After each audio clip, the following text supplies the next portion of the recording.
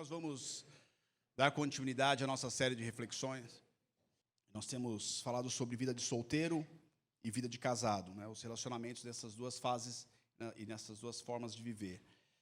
O Sandro esteve falando há 3 semanas atrás sobre solteiros. Ele comentou que, e mostrou que a vida de solteiro não deve ser uma vida cinza, uma vida escura, uma vida triste, muito pelo contrário. Ele demonstrou aquilo que Paulo incentiva na sua carta, que as pessoas deveriam viver, e Paulo incentiva que as pessoas deviam procurar viver de forma solteira, porque assim elas teriam mais tempo para proclamar o Evangelho, para trabalhar para o Senhor. O André falou há 2 semanas atrás sobre casamento, e ele falou sobre os papéis dos casados, de homens e mulheres. Também esteve falando sobre a questão do perdão. Ele trouxe essa questão do perdão para a edificação do lar e da alegria. E hoje eu irei falar sobre sexualidade, sexo para solteiros e para casados. Ok? Eu acho que só temos solteiros aqui porque todo mundo ficou tímido, então os casados ficaram também, ou que os casados não estão fazendo e não estão desfrutando do sexo. Então é bom que nós vamos falar sobre isso aqui hoje. Antes de iniciar, eu gostaria de pedir ajuda de algum voluntário, mas eu já combinei com o Felipe aqui. O Felipe, eu gostaria que você colasse essas 2 folhas. Nós temos 2 folhas ali, eu gostaria que ele colasse uma folha na outra. E no final, a gente vai ver o que isso pode acontecer.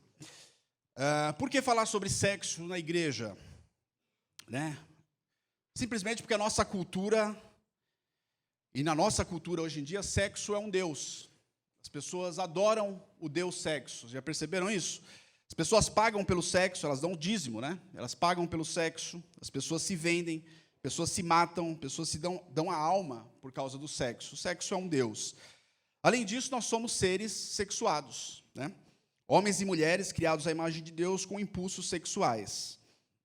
E por causa desses impulsos, nós estamos cercados e bombardeados pela sexualidade. Ela está presente em nossas vidas, em todos os lugares, em todo o âmbito da nossa vida, nós encontramos algo sobre sexo. A sexualidade, por exemplo, é a maior motivação para a literatura, telenovelas, séries, filmes, artes em geral. Produtores e artistas sabem disso. As produtoras, elas sabem muito bem que sexo vende. Já perceberam isso? Que sexo vende pra caramba. É só você perceber que nos comerciais, desde cigarros, cerveja, às vezes você está assistindo lá um futebol, alguma coisa assim, aparece uma cena no comercial, coloca uma cena de cerveja lá com muita sensualidade.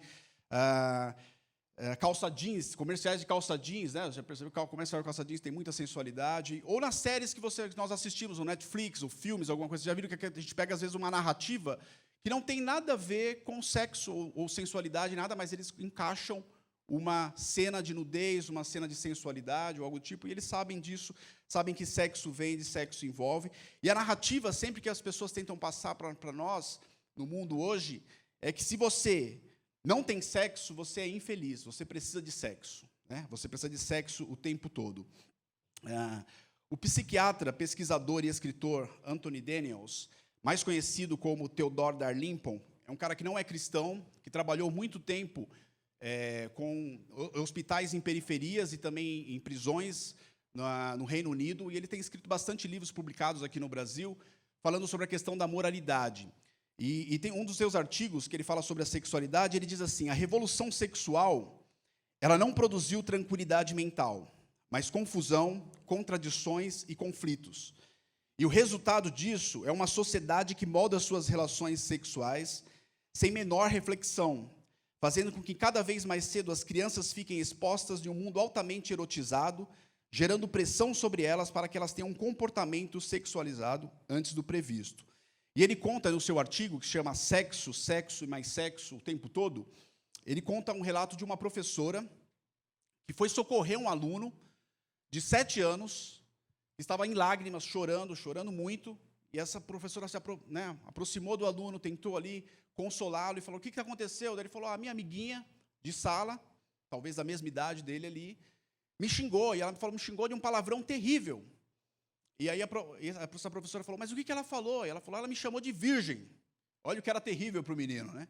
Falou: ela me chamou de virgem. E a professora, tentando consolar o menino que estava em lágrimas, falou assim: mas você sabe o que é isso? Você sabe o que é virgem?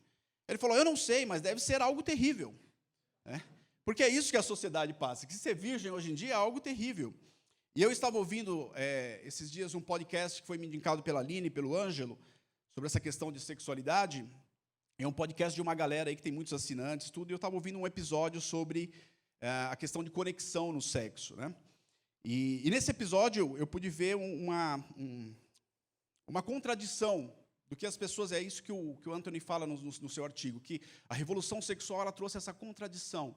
Porque nesse episódio eles estavam discutindo sobre a conexão do sexo, que o sexo não deveria ser casual, né, que as pessoas deveriam encontrar um parceiro perfeito para ter relações sexuais. Mas, ao mesmo tempo, elas estavam falando com deboche, as apresentadoras, e discutindo ali com deboche, de uma pesquisa que falou sobre a virgindade no Japão, entre os jovens. Eles estavam falando com deboche. Então, ao mesmo tempo que eles estavam falando ali, não, você precisa encontrar uma pessoa perfeita, mas eles estavam questionando e falando com muito deboche da pessoa ser virgem, né?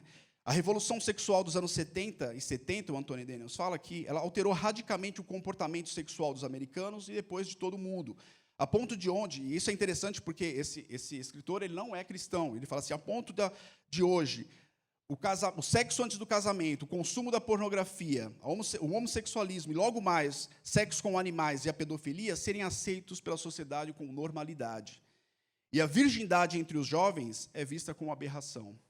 Isso é um cara que não é cristão que está falando, né? Então, quando a gente fala sobre sexo, né, no casamento, aqui as pessoas, às vezes, elas ficam assim, mas está vendo? É porque a igreja é careta mesmo. E é isso que no podcast as pessoas estavam falando, a igreja é careta, eu me libertei da igreja, então comecei a transar. É isso que as pessoas falam, né? O podcast estava bem isso. E a igreja não está livre dessa cultura do sexo. Nós não estamos livres disso, né? É uma pena que a igreja esteja apenas amordaçada. A igreja não fala muito sobre sexo, né? Ela deveria ser uma voz sobre o assunto, mas ela está quieta em relação ao sexo. Por isso, nós aqui nessa igreja, nós decidimos falar há muito tempo sobre sexo. Nós já tivemos outras séries falando sobre essa questão da sexualidade, e nós vamos continuar falando sobre isso. Mesmo recebendo críticas, porque às vezes as pessoas falam assim, mas por que falar sobre sexo num culto de domingo? Né? Vamos perder tempo com isso, falar sobre sexualidade num culto de domingo. Mas nós acreditamos que toda a palavra de Deus é apta para ensinar. E a palavra de Deus tem algo para falar sobre a sexualidade. Ok? A primeira coisa, antes de entrar num texto bíblico aqui, que eu gostaria de dizer, é que nós, como igreja, eu digo isso pelo conselho pastoral, sempre que nós falamos sobre sexualidade ou sobre sexo aqui nessa igreja, nós falamos com muito respeito. E de nenhuma forma nós queremos ser legalistas em relação a esse assunto. Nós não estamos aqui para julgar ninguém, nós estamos aqui muito menos para olhar com desprezo ou de alguma forma condenatória para qualquer tipo de pessoa, ou para qualquer pessoa, ou pessoa que está passando por algum problema nessa área da sexualidade. Muito pelo contrário, nós estamos aqui para tentar oferecer um caminho de cura, ajuda, conversa, um ombro amigo, enfim. Porém, ao tratar desse assunto, de acordo com a Bíblia, algumas vezes eu vou utilizar aqui a expressão pecado. Porque eu reconheço que certas formas de comportamentos sexuais são pecaminosas. E nós não podemos fugir daquilo que é a moralidade bíblica e do que nós chamamos de ética do povo de Deus. Então, ao tratar desse assunto aqui, algumas vezes eu vou usar essa expressão como pecado, de algumas formas. E eu peço que você, desde já, me perdoe por isso, se você não concordar, mas nós vamos tratar de acordo com a Bíblia. A segunda coisa é que essa mensagem foi feita com a ajuda da minha esposa. A Samara, para quem não sabe, ela é psicóloga já há 20 anos. Ela fez especialização uns 15 anos atrás nessa área de educação sexual. E ao longo de quase esses 20 anos atendendo, ela vivenciou muitos casos. E, além disso, nós temos a nossa trajetória. Nós estamos casados também, já vai fazer 20 anos. Namoramos por muito tempo, namoramos 6 anos. Então, na nossa trajetória, nós temos as nossas lutas, enfrentamos as nossas lutas, com muitas histórias de fracassos e muitas vitórias nessa área da sexualidade. Então, nós pudemos fazer junto essa mensagem, conversar bastante sobre isso. E uma das formas que ela ajudou, ela entrou em contato com algumas pessoas, de forma sigilosa, para que essas pessoas passassem para ela alguns pontos de vista, algumas dificuldades que elas enfrentam nessa área da sexualidade, tanto casados como solteiros. E a Samara me passou o texto dessas pessoas, sem mencionar nome ou sexo das pessoas, isso para que eu não fosse influenciado e nem se sentisse intimidado aqui olhando para vocês, para falar, eu sei de alguma coisa aqui. Então, assim, para não ter me sentir intimidado, ela me passou de forma também sigilosa, e a gente vai falar um pouco sobre essas lutas que as pessoas passaram e relataram para nós na área da sexualidade. E a terceira coisa é que eu preciso deixar bem claro algumas premissas, né? E a premissa número 1 é que sexo é obra de Deus. Beleza? Sexo é obra de Deus, ok? Eu acho que o pessoal ainda está... Não sei. Sexo é obra de Deus, gente. Tem casados aqui, é obra de Deus, né? Deus se agrada do sexo. Olha que coisa melhor. Deus se agrada do sexo quando ele é feito dentro do casamento. E por casamento, eu quero utilizar uma definição dada por John Stott. Eu até utilizo essa definição no curso aqui de casais. E a definição do John Stott, que é um pastor, um teólogo, escritor famoso, que tem bastante livros publicados aqui no Brasil, ele diz assim: casamento é uma aliança heterossexual, exclusiva, entre um homem e uma mulher, ordenada e selada por Deus, precedida por uma separação pública dos pais, consumada na união sexual, resultando em uma parceria permanente de apoio mútuo e normalmente é coroada pelo presente de filhos. Né? Então, essa é a definição do John Stott. Eu acho que é essa a definição nossa quando nós olhamos para a questão da sexualidade. E nós olhamos que qualquer tipo de relação sexual que esteja fora do casamento, nós entendemos biblicamente o que é pecado. Então, é isso que eu tenho para dizer para vocês logo de cara.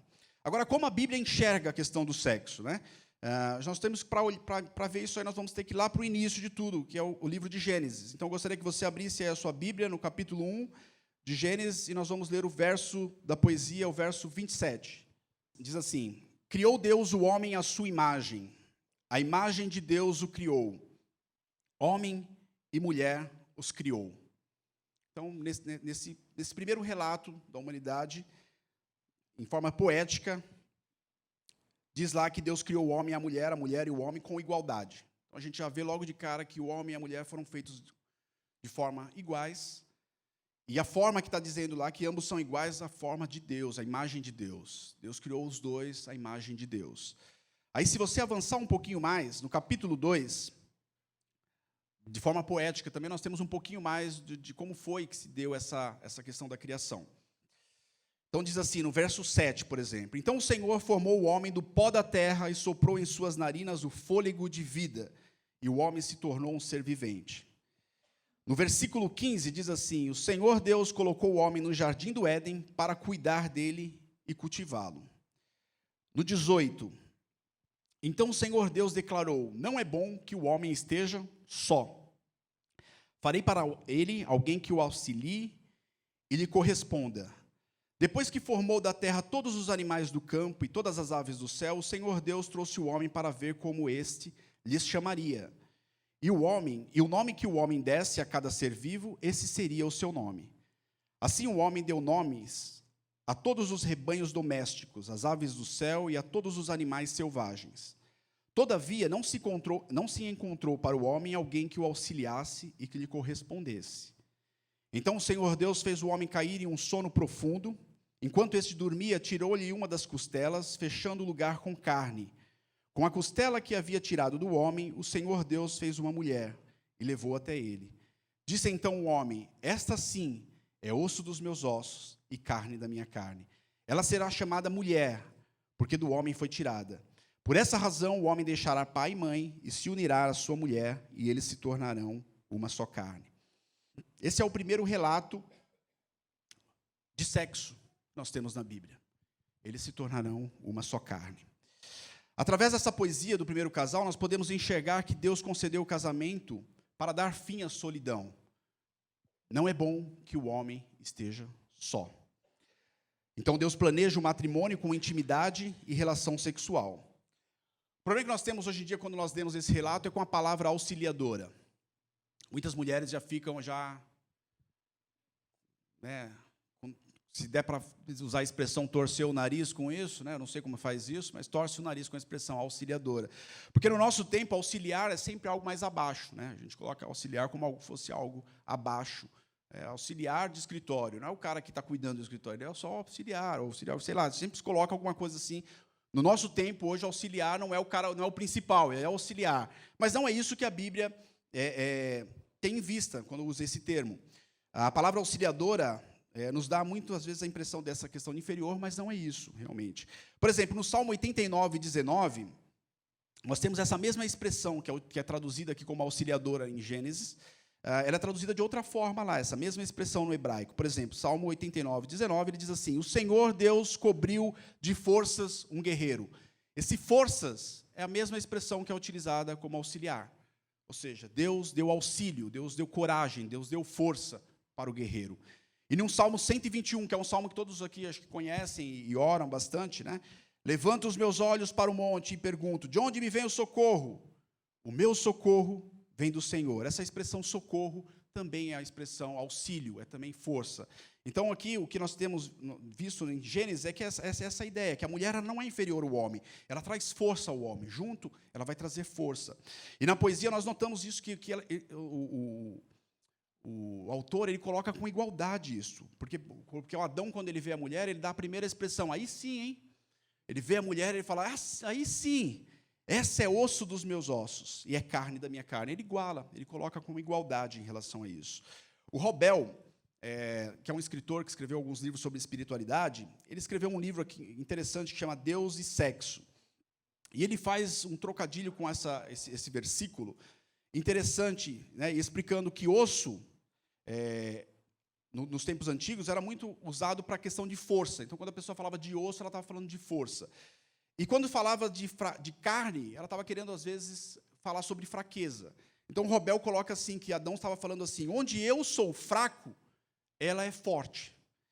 E onde ela é fraca, eu sou forte. Era isso que estava colocando lá, porque ambos estão iguais perante Deus, né? Temos igualdade. Então, os dois, a mulher vai trazer força para o homem e vice-versa. Tornando o quê? Uma companhia, trazendo para tirar a solidão.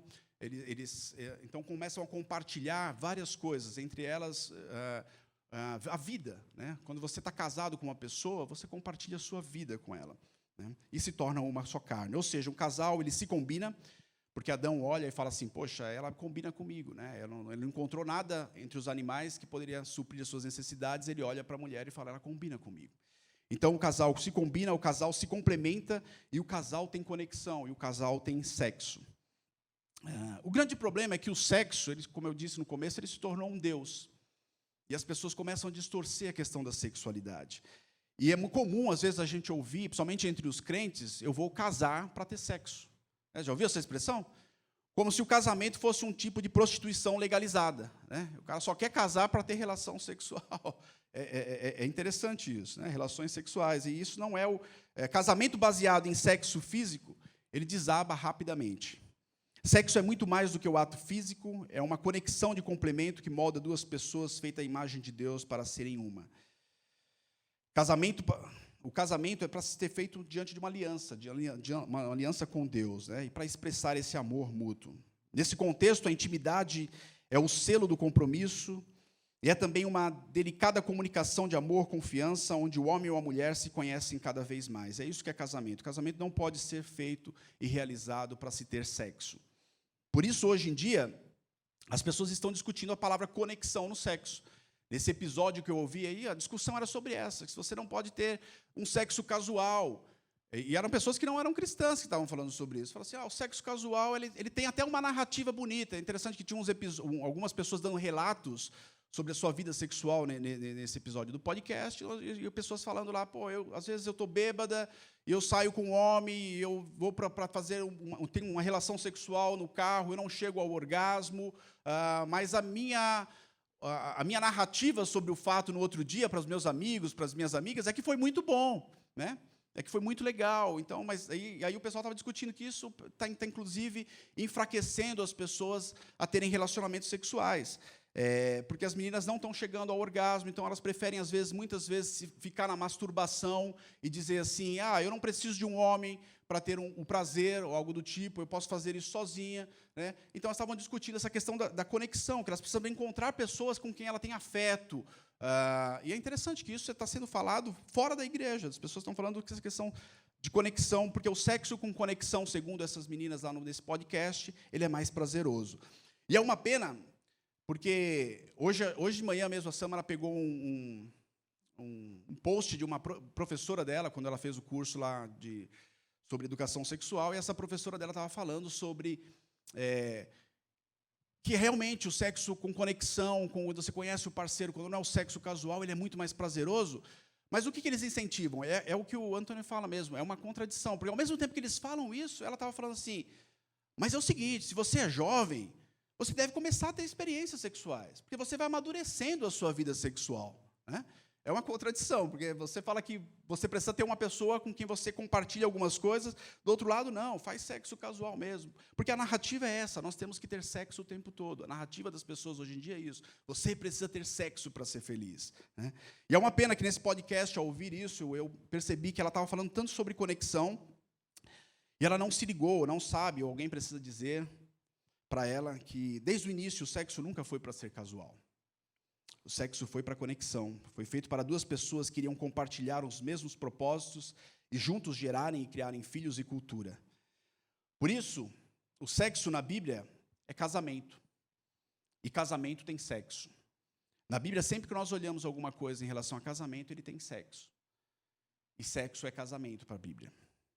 Quando Deus dá a lei de padrões éticos ao seu povo, lá no Êxodo 22, ele diz assim, que se um homem tivesse relação sexual com uma mulher, ele deveria tomar essa mulher como a sua esposa e pagar o preço por ela. Um pouquinho mais à frente, Deus vai falar assim, que se um homem violentasse uma mulher, ele deveria pagar o preço por essa mulher, ao pai da moça. Ele deveria casar-se com ela e jamais ele poderia se divorciar dela. Aí a gente pode falar assim, pô, mas isso é terrível, né? A gente está pensando assim, caramba, você está falando de alguém que está tomando a moça, violentando ela, né? Com que Deus é esse? Mas a gente tem que pensar assim que a Bíblia foi escrita e a Bíblia estava muito além do seu tempo. Porque quando a gente coloca e lê literatura daquela época, a mulher era desprezada. E naquela cultura, se alguém possuísse uma mulher de forma violenta, ele poderia desprezar essa mulher, descartar essa mulher, e outra coisa, essa mulher seria desprezada pela sociedade. O que a Bíblia está falando? A Bíblia está falando, não é isso. Se você tomar uma mulher e ter relação sexual com ela, ela vai se tornar a sua esposa. E Paulo dá um salto, a Bíblia dá um salto maior ainda, quando chega em Paulo. Porque Paulo vai falar assim, que você deve ser marido dessa mulher, que você deve cuidar dessa mulher, que você deve amar essa mulher, e que você tem que estar disposto a morrer por essa mulher, como Cristo morreu pela sua igreja. Mais uma vez eu trago isso de uma época em que as mulheres eram descartadas. A Bíblia traz essa relação de que assim, a mulher tem que ter a dignidade. E sexo, e quando você tem sexo, ela está sempre ligada à questão do casamento. A Bíblia diz que o sexo é para conexão, não é para ser algo casual. Não é para ser tratado como hoje em dia. Porque qual que é o termo que as pessoas usam hoje em dia para o sexo ou para uma noitada? Eu vou pegar aquela menina, aquela mulher, eu vou pegar aquele cara, eu vou ficar com ele, eu vou usá-lo, né? Essas são as expressões. Porque na nossa cultura do consumo, a cultura que nós vivemos hoje, o ser humano ele é visto como um produto. Eu vou lá, eu pego na prateleira, eu tenho minha noitada com essa pessoa e eu descarto depois, eu jogo fora, eu consumo e eu descarto quando me dá mais prazer, para buscar outro que talvez possa me dar mais prazer. Hoje se consome as pessoas, ao invés de nos conectarmos com as pessoas. É por isso que hoje tem tanto sexo, é só você pensar no que aconteceu, por exemplo, se você pensar nas baladas, na loucura que aconteceu numa cidade como a nossa. Na noite de ontem, por exemplo, uma noite fria, tanto sexo, tantos prostíbulos lotados, tantos lugares as pessoas fazendo sexo, mas sem nenhuma conexão. Porque há muitas pessoas que vão dormir com outra pessoa e acordam sem uma conexão, em solidão, né? Pode-se fazer sexo com muita gente, no entanto, estar sozinha. E não foi esse o propósito que a Bíblia nos mostra. Por esse motivo, a Bíblia condena o sexo fora do casamento. Porque o sexo é complemento de vida, é complemento das conversas, de intimidade, de longos papos, dos planos, do sorriso, da tristeza, do compartilhar tristeza um com o outro. É o que acaba com a solidão, porque não é bom que o homem esteja só. E o problema é que há tanto sexo também, muitas vezes, entre casados, mas que são ausentes de conexão. Pois há casais que dividem a cama, mas não dividem a vida, estão desconectados. Isso também é o erro e gera problemas. Um ponto importante que nós observamos, e aí é para a gente confrontar com a nossa cultura hoje em dia do Deus sexo, é que nessa poesia da criação fica bem claro que o homem e a mulher são diferentes de animais, né? Deus vê que não é bom que o homem esteja só, e a gente vê lá no relato, e não é interessante que Deus fala assim, vou fazer uma mulher para ele, uma auxiliadora, mas logo na sequência Deus não faz isso. Deus dá uma tarefa ao homem. E qual é essa tarefa? Que o homem chamasse os animais, coloque os animais lá e que nomeassem os animais. E aí termina de nomeá-los os animais, e o homem fala o quê? Ele expressa o quê? Que ele não encontrou ninguém que fosse igual a ele, ninguém que o correspondesse. Ou seja, o homem não encontrou um animal que pudesse corresponder com ele. Precisava de um outro ser humano para ter essa conexão com o homem. Deus fez seres humanos diferentes de animais. Animais não correspondem aos homens. E se eu pudesse deixar algo para vocês aqui hoje, que você pudesse pensar assim, eu não sou um animal irracional. Deus me fez a imagem e semelhança dele. E infelizmente, na nossa cultura, mulheres hoje em dia são tratadas como animais, cachorra, égua e qualquer outro tipo de produto. Mas Deus não fez isso, né? Deus fez o homem e a mulher à sua imagem. Isso muda muito as nossas lentes de como nós olhamos as mulheres e nós enxergamos os homens.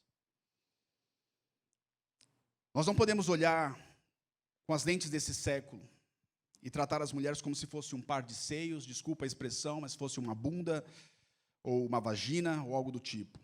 Mulher é semelhante a Deus.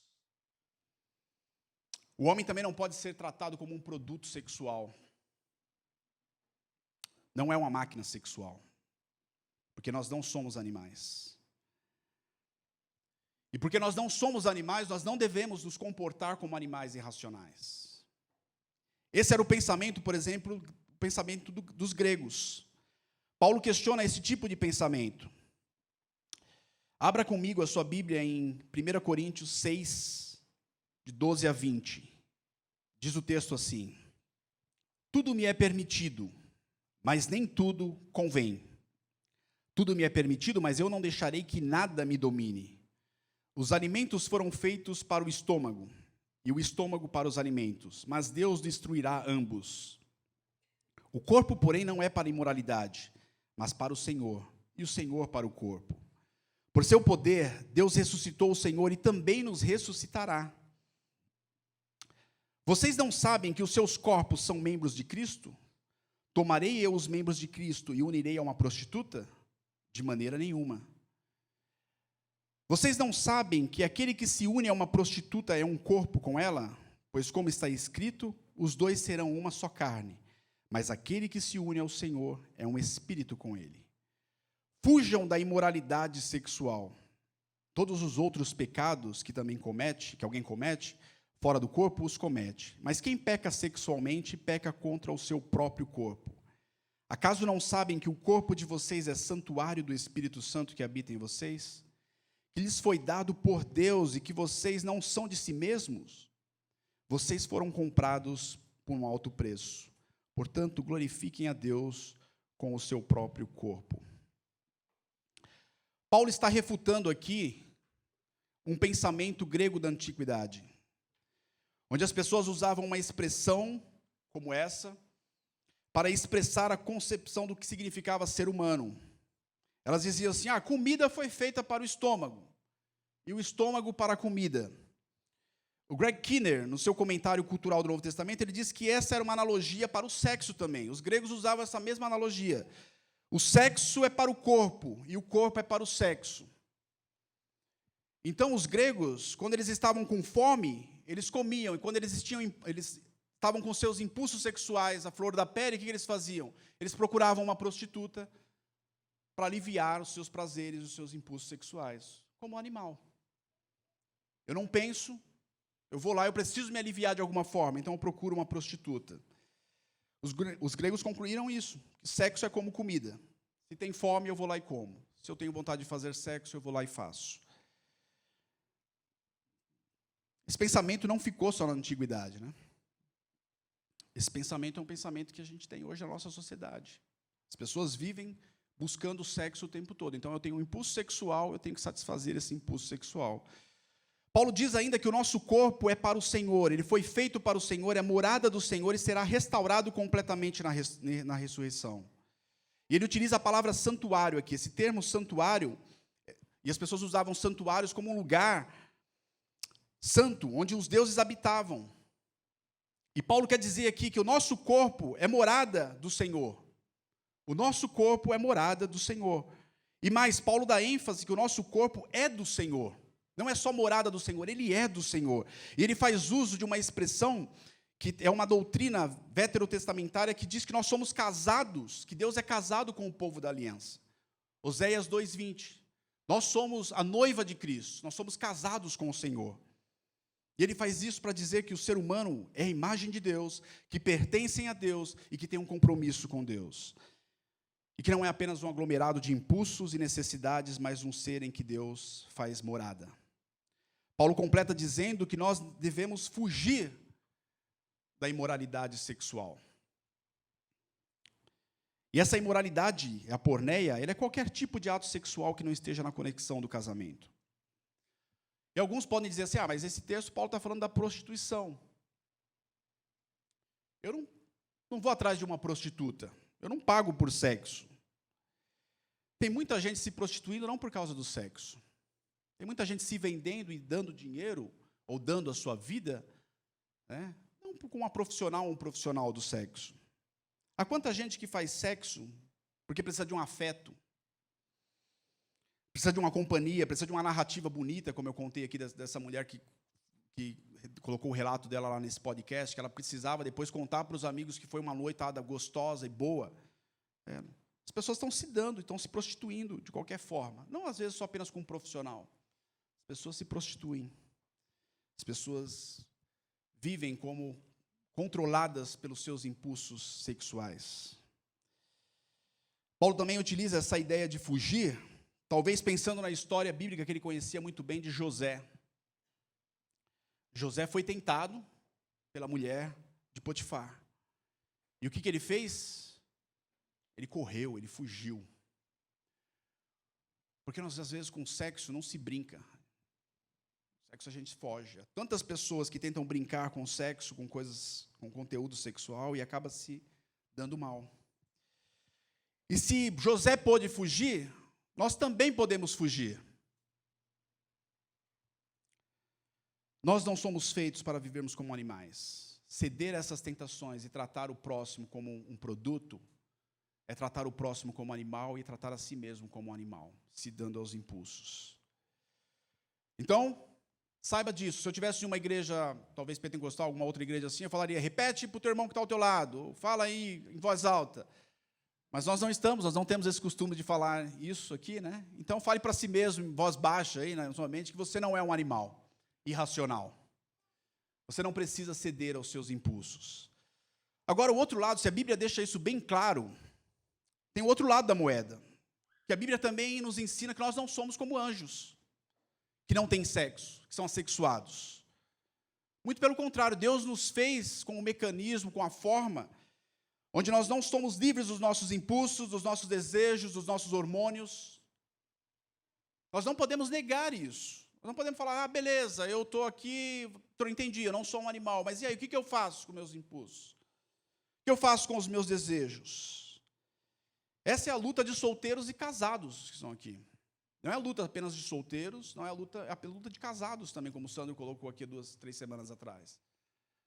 Nós temos os nossos desejos, nós temos as nossas lutas, porque nós fomos feitos não como animais, mas também não como anjos, né? E a luta, ela é real. Nesses relatos que as pessoas mandaram para a Sâmara, eu li lá sobre casados que não estão se dando bem no casamento e por alguma forma estão afastados de ter relações sexuais, e aí homens e mulheres que estão se viciando em pornografias. Li relatos de mulheres reclamando que se sentem como um banco de esperma, de que os maridos só as procuram para se aliviar.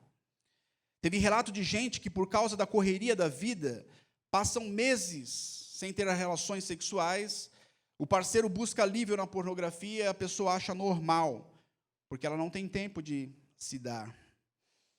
Li relatos de solteiros que dizem não encontrar ajuda nem esclarecimento da igreja sobre o tema. e que não conseguem, não têm apoio, nem esclarecimento para as suas lutas. Teve relatos de como é difícil para os solteiros a questão da solidão, e que muitas vezes se entregam para se sentirem amados. Enfim, a luta é para todos os tipos de pessoas. Todos nós nesse auditório, em um grau mais baixo, no mais elevado, nós temos uma luta que é real. Porque o nosso corpo reage, nosso corpo tem impulsos. E às vezes, porque alguns têm impulsos, eu vi alguns relatos também de pessoas que se sentem pecadoras apenas por causa do impulso sexual. Eu quero dizer que não. Você não precisa se sentir, por ter impulsos sexuais, pecador. O pecado é você ceder às suas tentações e o que você vai fazer com esse impulso. E é uma pena que muitas vezes a igreja, que deveria ser um lugar de apoio e de cura, muitas vezes é o lugar em que nós nos escondemos por trás de liturgias e costumes religiosos, escondemos as nossas lutas, as nossas frustrações, não apresentamos e nem temos coragem de apresentar as nossas lutas para os nossos irmãos e saímos por aí, às vezes, fazendo besteira. Existe tanta dor, gente, tanta vergonha, tanto medo, às vezes entre nós, medo da acusação, medo de não ser entendido. Dentro de um lugar desse que nós deveríamos tratar todos nós como família. Na semana passada eu estive falando aqui sobre como nós iríamos responder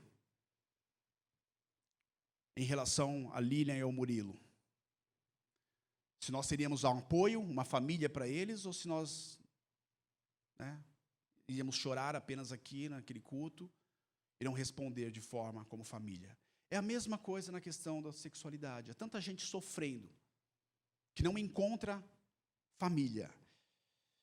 Não encontra um lugar onde ela possa se sentir amada e abraçada, e ser transparente em muitos aspectos da sua vida.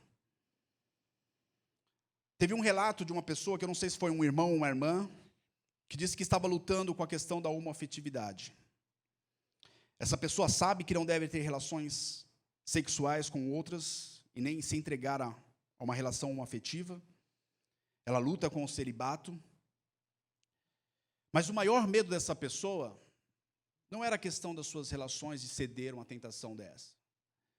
O maior medo dessa pessoa é a acusação e de viver sozinha, da solidão, de não construir família, de envelhecer e não ter ninguém para abraçá-lo como família.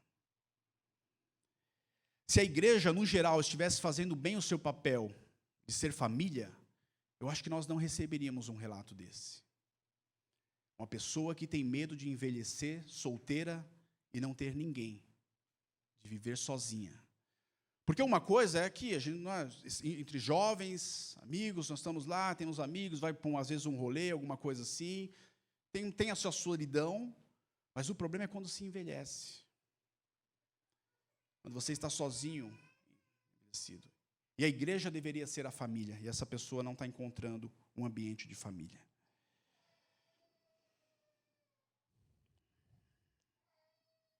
O Sandro, quando ele falou aqui sobre Paulo, quando Paulo estava incentivando as pessoas a permanecerem solteiras, Paulo se coloca na condição de solteiro.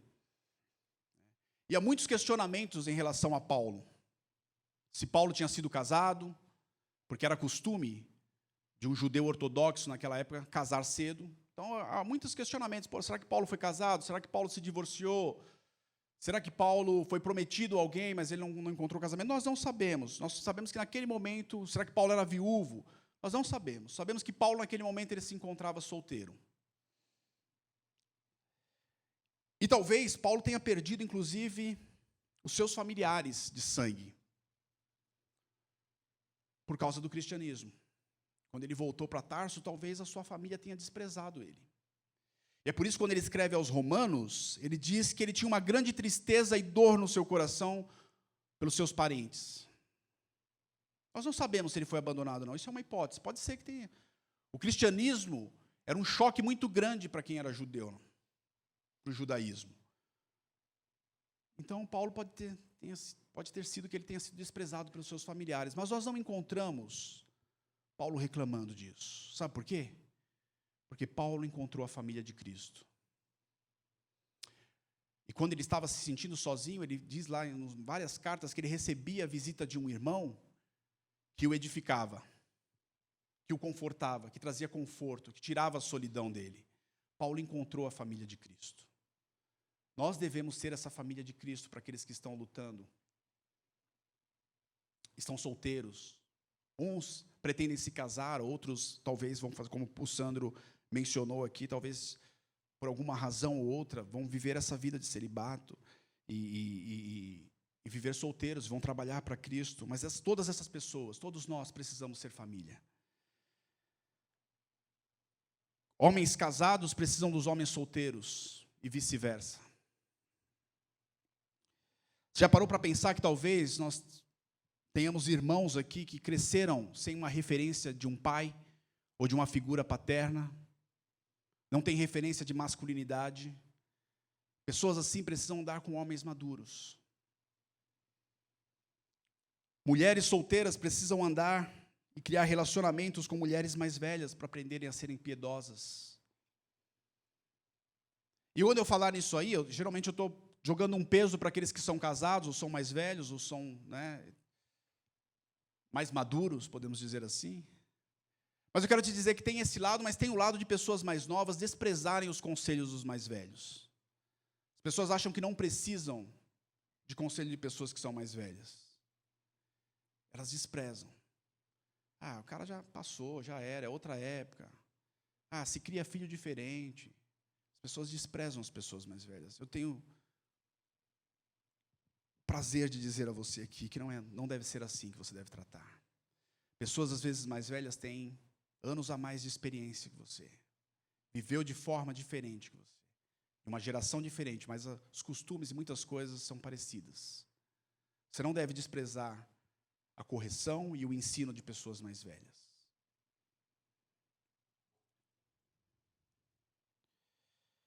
Quando nós não ouvimos conselho de pessoas mais velhas, ou quando nós não estamos dispostos a ensinar as pessoas, principalmente os mais jovens, sabe onde eles vão encontrar conselhos? Sabe onde eles vão aprender sobre sexualidade? Em podcasts como esse que eu mencionei. Está lá entre os... Se você colocar um ranking dos 10 primeiros podcasts aí, em qualquer programa de podcast, eles estão lá sempre na frente ali. Na minha época, na época de MTV, lá em 90 e pouco, tinha o Sexo MTV, alguma coisa assim, né? E era onde as pessoas aprendiam sobre sexo. E as pessoas vão continuar aprendendo sobre sexo de forma errada. E sabe quais são os conselhos? O conselho é esse: que um garoto ou uma menina deve experimentar sexo o tempo todo. Deve buscar se satisfazer. Esse é um conselho diabólico e distorcido. E nós devemos ensinar as pessoas. Antes de terminar, eu gostaria de dar alguns conselhos aqui. Primeiro aos casados. E os conselhos serão em cima daquilo que eu li, de alguns relatos. Não se afastem por longos períodos de relacionamentos sexuais. Se você está casado, se afastando por causa, sei lá, de uma rotina, um cansaço, uma insegurança, uma disfunção sexual, tenta entender o que está acontecendo. Seja transparente com o seu parceiro. Conversem sobre isso. E não se afastem por muito tempo, é o conselho de Paulo no capítulo 7. Para que vocês não sejam tentados pelo diabo, porque vocês não são anjos. Marido, a sua esposa não é um objeto. Ela não é a sua serva. Se você quer ter relação com a sua mulher, eu aprendi ouvindo isso muito tempo atrás com um pastor, quando eu estava ouvindo uma mensagem sobre sexualidade. Ele falava assim: quer sexo à noite? Começa a tratar a sua mulher bem desde manhã. Trate bem a sua mulher. Porque sexo, ele não é apenas esse ato físico. Sexo envolve muitas outras coisas. Então não dá para ter sexo magoado, não dá para ter sexo quando você trata mal a sua companheira. Trate bem. Esposas, o seu marido não é perfeito. Pare de fazer joguinhos quando ele errar. Aprenda, o André falou aqui sobre o perdão. Aprenda a perdoar. o seu marido. E não fique comparando ele com o vizinho. A grama do vizinho sempre parece mais verde e melhor do que a sua. Não fique. Ambos fujam da pornografia. É crescente o número de casais que têm procurado apimentar suas relações sexuais com busca de pornografia, shows eróticos ou até terceiros para suas relações sexuais. Isso é imoralidade sexual. E a gente pensa que isso só tem lá fora.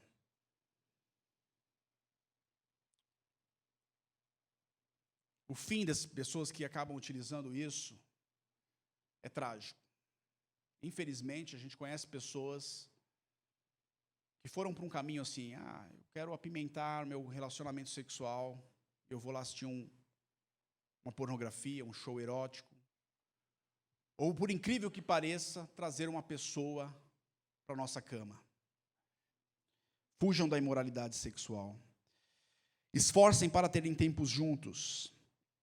Busquem serem exemplo e inspiração para os solteiros. Tem muito solteiro que não quer casar hoje em dia, sabe por quê? Porque ele olha para o casamento das outras pessoas e acha uma titica, para não falar outra coisa aqui. Então, vamos tentar ser exemplos para os solteiros, inspiração para eles, mostrar que casamento é plano de Deus, que é para se viver feliz, tem as suas dificuldades, mas é algo bom. Que eles possam ver, os solteiros possam ver no casamento a aliança entre Cristo e a igreja. Procurem ajuda caso se sintam fracassados num relacionamento. Não fiquem quietos, não esperem por muito tempo para você procurar ajuda quando o teu casamento não estiver bem. Aos solteiros, saiba que vocês não têm que ceder às tentações. Vocês serão tentados assim como os casados. Ser tentado, como eu disse, não é pecado. Cair nele, sim. Então se afaste daquilo que pode te tentar e aquilo que te tenta. E hoje em dia você tem que se afastar de muita coisa. Muita coisa. Afaste-se da pornografia. Ela vai te viciar, ela conta mentiras, ela escraviza e ela vai te levar a mais pecados. E saiba de uma coisa, masturbação não é a saída. John White tem um livro, foi escrito, acho que nos anos 80, chama Eros e Sexualidade, onde ele fala sobre a masturbação. Ele é um psiquiatra, cristão, pastor, e ele fala que a masturbação, ali ele fala que ele estava ouvindo muito que essa questão poderia ser um alívio para aqueles que estão solteiros. E ele escreveu assim, eu até entendo, porque não tem nenhum texto bíblico que fala que a masturbação é pecado. Ele diz, não existe nenhum texto bíblico que fala que masturbação é pecado. Mas aquilo que te faz masturbar é pecado. É difícil você pensar, e aqui nós estamos entre adultos, ninguém se masturba pensando nessa mesa. Não é verdade?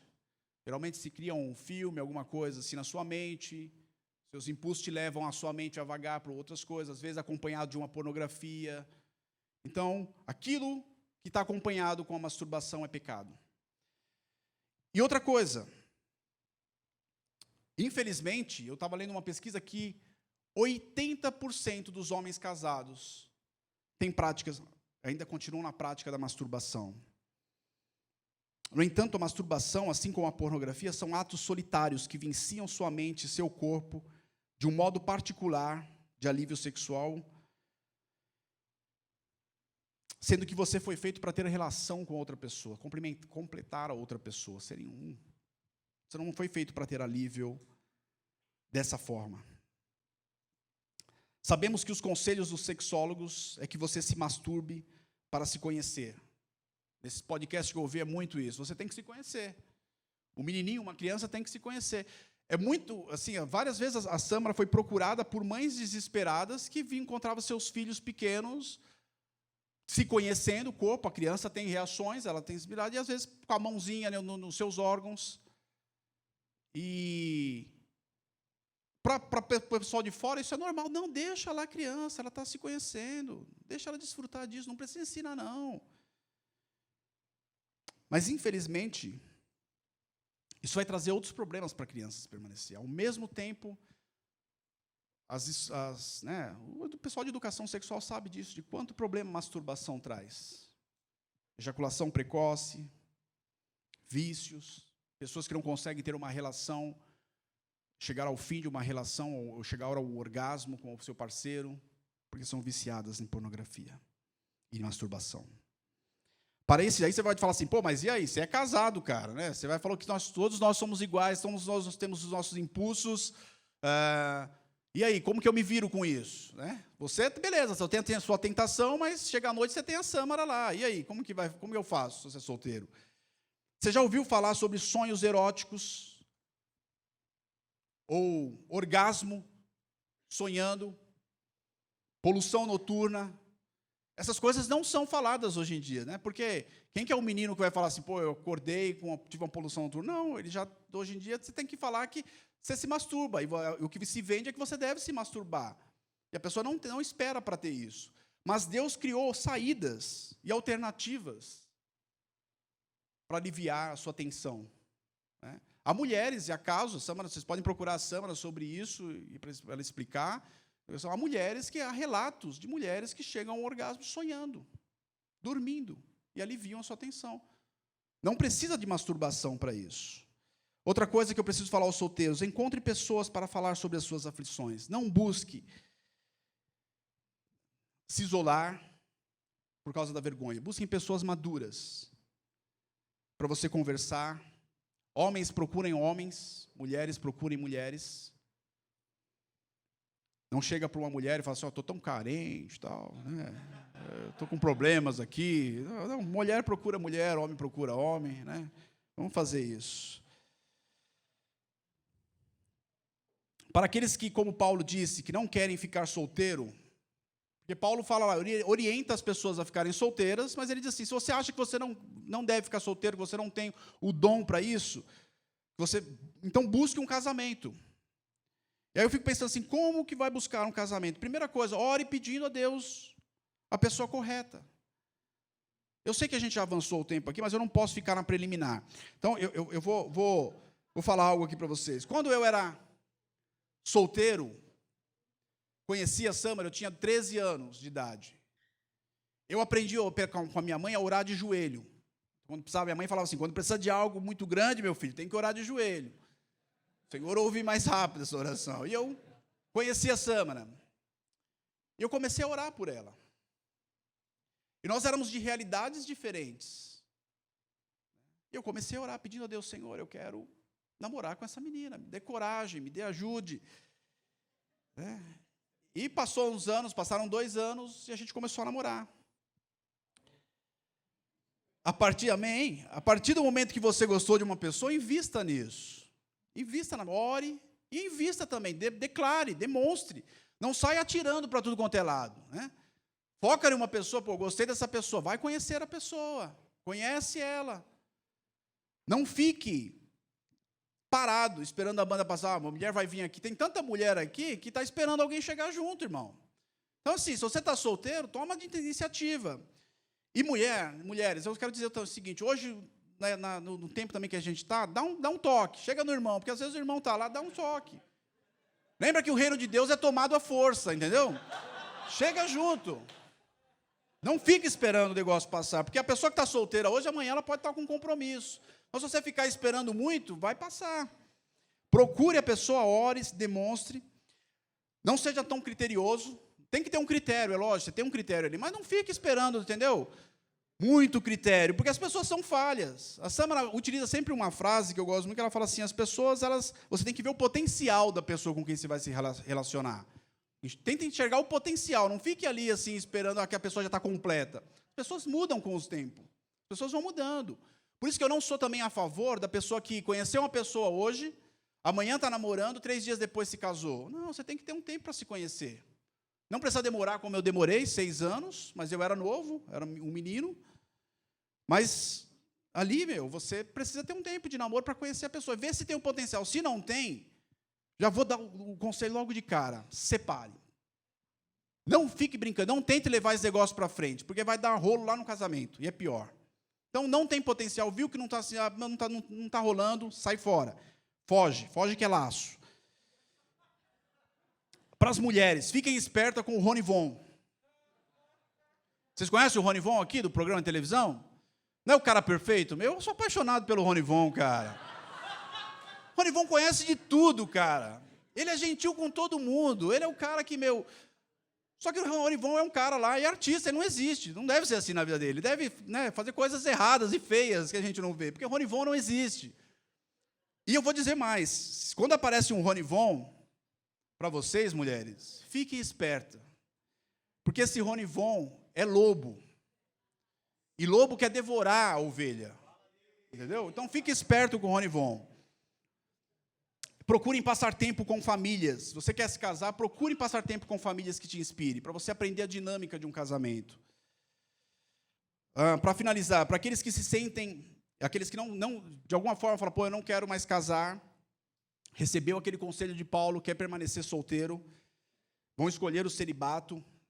Eu posso te dizer o seguinte: trabalhem para o Senhor, porque é esse o conselho de Paulo. Trabalhem para o Senhor. Aproveitem para crescer na fé e no conhecimento da palavra. Façam cursos, seminários, conferências, trabalhos voluntários. Encha sua mente com outras coisas. Sejam felizes, trabalhem, viajem, sirvam sua família terrena e espiritual. Sejam bênção para os seus vizinhos e amigos. Sejam generosos, construam sua vida. Não deixe, como o Sandro demonstrou aqui, a vida parecer que é cinza. Não, a vida está cheia de coisas e alegrias para você também. Ande com pessoas da família cristã, não se isole, mais uma vez eu falo, não se isole, sua família é a família da fé. Encontre pessoas, mais uma vez, para falar das suas lutas, não se cale. E para ambos, tanto solteiros como casados, para finalizar, eu quero dizer uma coisa para vocês: cuidado com o que os seus olhos estão vendo, cuidado com o que os seus olhos estão vendo. Não alimente a sua mente com coisas que podem te derrubar. Jesus disse que os olhos são as janelas da alma. Corte aquilo que te faz pecar. Fuja daquilo que faz pecar. Não brinque com fogo. Há uma história de um monge tibetano que estava levando um aprendiz na beira de um rio. E o monge não pode tocar em mulher. Ele estava andando nessa beira do rio, em oração, ensinando esse aprendiz, a monge. E ele viu o monge, eles viram uma mulher se afogando. E ele vai até essa mulher. Ele pega essa mulher, o monge, tira ela estava se afogando, ele salva essa mulher, deixa ela no lugar e sai caminhando. Alguns quilômetros depois, horas depois, esse aprendiz olha para esse monge e fala assim: monge, me permita uma coisa, eu estou perturbado aqui. Você tocou naquela mulher. E a resposta do monge foi o seguinte: eu toquei, eu salvei ela e eu deixei ela lá. Sabe qual é o seu problema? Que você está com ela na sua mente até aqui. Então, nós precisamos tomar cuidado com o que nós alimentamos a nossa mente. Renove a sua mente com a palavra de Deus. Se encha do Espírito Santo. Ele vai nos ajudar a vencer e a mortificar as obras da carne, como disse Paulo. É papel dele nos lembrar que nós não somos mais escravos do pecado, não temos que ceder às pressões da sociedade. Paulo diz que nós nascemos de novo, nós somos cidadãos do reino de Deus. Você não deve ceder. Traz aquela folha aqui. Felipe colou essa folha aqui. Eu precisava de um voluntário aqui. Pode ser você, Camila. Por favor, tenta tirar essa folha. Rasgou, né? Camila, não era para ter feito isso. É o seguinte, gente, sexo é conexão. Você se conecta a outra pessoa, você se une a essa pessoa. E é como essa dinâmica que você cola. Quando você separa, você deixou marcas na outra pessoa e você carrega marcas de outras pessoas. Alguns estão rasgados como essa folha aqui. Deus nos chama para algo novo e Deus nos dá algo novo. Em Deus e em Cristo nós podemos ser renovados e ser uma folha nova, porque Paulo diz que não existe nenhuma condenação para os que estão em Cristo Jesus. Eu sei que há pessoas aqui, eu não sei quais são as suas lutas, mas eu sei que Cristo nos perdoa de todo o pecado e Ele nos ajuda com as nossas lutas e as nossas dificuldades. E Ele nos renova. Em uma sociedade em que muitas vezes nós nos envolvemos e cometemos tantos erros, Cristo morreu em nosso lugar para nos renovar. Você não tem que viver como uma folha rasgada. Nós precisamos renovar a nossa mente. Kinner diz que só renovando a nossa mente nós vamos ter essa ideia de que nós somos perdoados e que nós não vamos mais viver pelos nossos impulsos sexuais, porque eles não devem determinar quais são as nossas ações, porque nós não somos anjos, mas nós também não somos animais. Nós somos a imagem de Deus, um Criador que nos fez para louvar, para louvor da sua glória.